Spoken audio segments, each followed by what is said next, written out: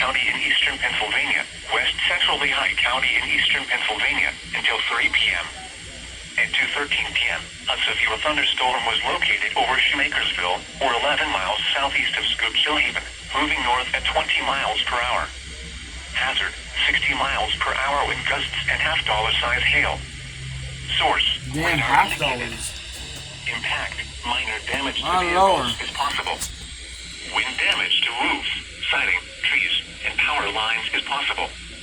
Locations impacted include Hamburg, Leesport, Shoemakersville, Leonardsville, Wanamaker's, New Tripoli, and Centerport.